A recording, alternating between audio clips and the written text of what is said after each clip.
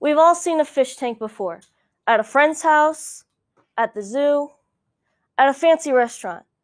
Brilliantly colored fish and wonderfully choreographed aquascapes. No matter how many times we see it, we always wonder how they came to be. Every experienced aquarist knows that there are some tiny steps you need to take in order to have an accomplished setup.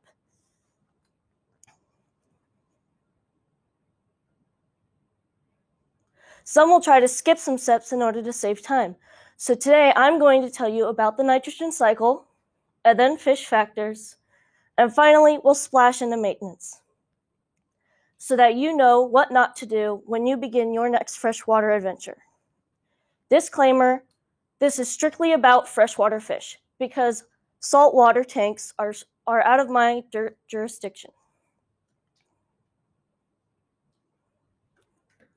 We will begin with the nitrogen cycle by introducing Goldie. Goldie is a goldfish, and like every creature of this world, he needs to consume and secrete, both of these processes which create a foul-smelling byproduct called ammonia. Ammonia is very toxic in water. Petco, a well-known reputable pet brand, tells us about the nitrogen cycle.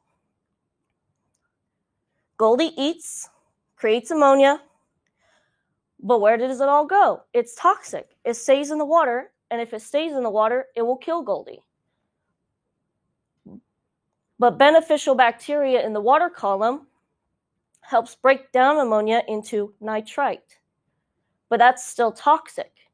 So it breaks it down even further into nitrate, which can be produced by plants in the water to make oxygen and amino acids.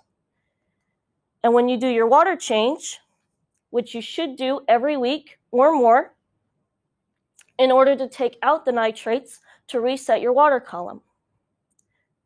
And now, when we splash into fish factors, there are strange charts and forums where you can go to talk to other fish people. Whether you want one fish or a bunch of fish, it's up to you, but you have to know what fish work together and what fish don't. Cision PR Network says 7.2 million households have one or more fish tanks, so you have a lot of people to choose from when you want to talk to. RateMyFishTank.com says that fish tanks can lower blood pressure, anxiety, depression, and can even help calm Alzheimer's patients and young children. So there are a lot of benefits to owning a fish tank, especially when you don't mess it up.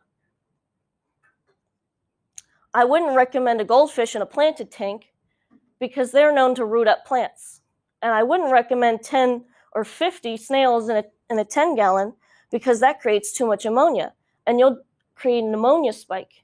It's called pneumonia spike because the ammonia levels in the tank spike, killing everything inside. And when we review, we see that we went over the nitrogen cycle, we dove into fish factors, and we splashed in maintenance. Now that you know what not to do, you're prepared for your next freshwater adventure.